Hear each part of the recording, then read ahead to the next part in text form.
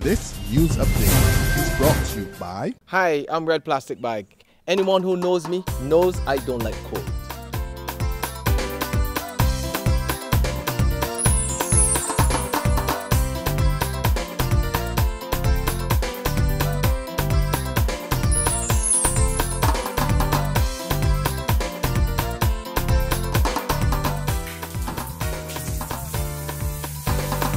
Sunshine reigns in my country. I love it. Catch the sun power.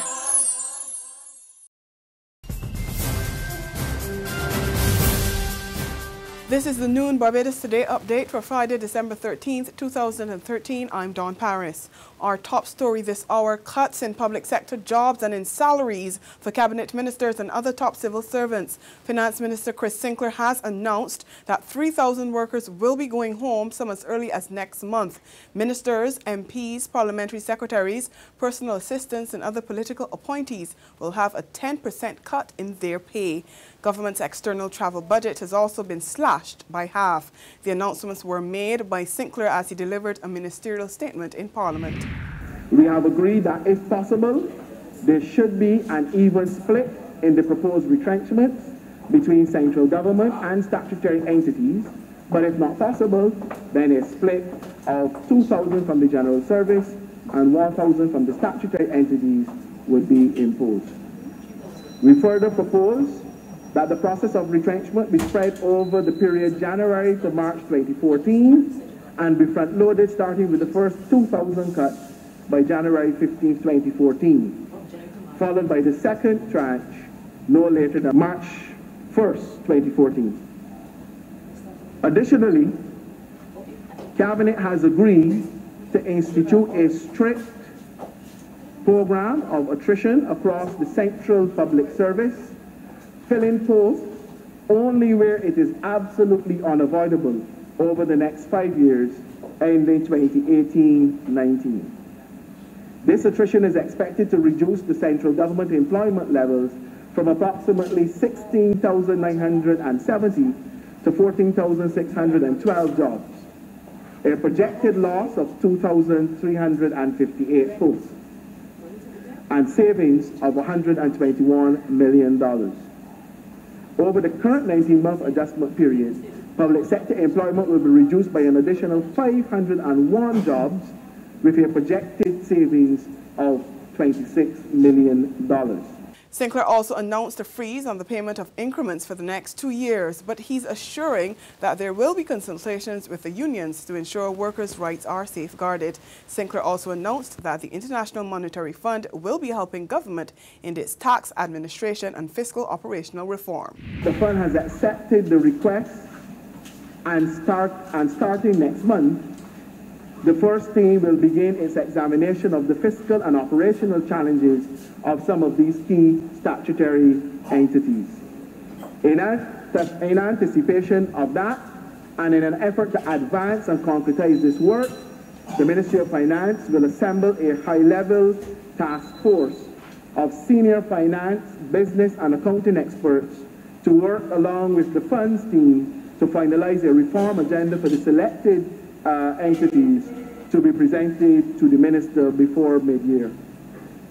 I also anticipate that very shortly, the fund will identify a team of experts to conduct a long overdue comprehensive assessment of the direct and indirect tax systems in Barbados with a view to advising government on major reforms necessary in both tax policy and administration.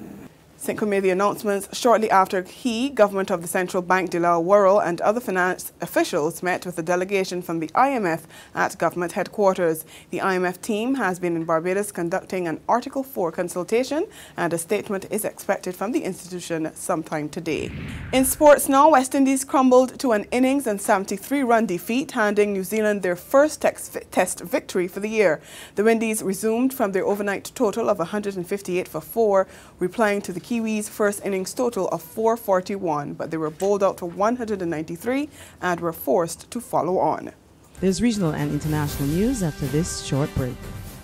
McInerney Quality and Consolidated Finance invite you to trade in your old car for a new one. So, bring your car and come to McInerney Quality in Wildy. That's right, all trade-ins are welcomed. Any make or model we'll trade towards your new car. Plus, you get 2 years free insurance when you purchase a Kia, Mazda or Ford. And with on-the-spot financing by Consolidated Finance, you can drive away with something new. So, bring your car and come to McInerney Quality in Wildy. All trade-ins are welcome.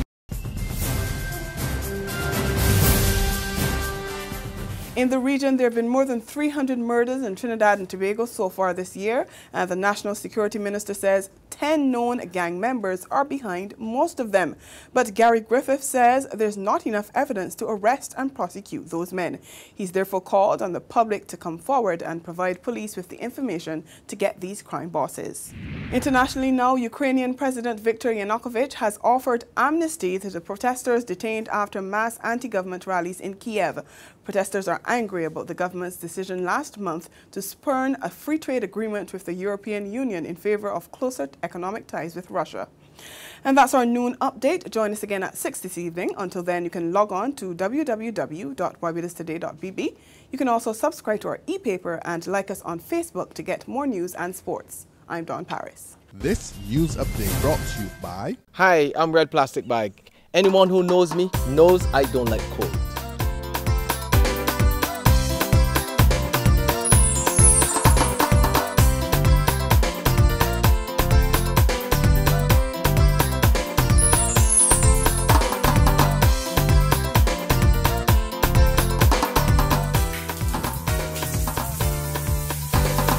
Sunshine reigns in my country. I love it. Catch the sun power.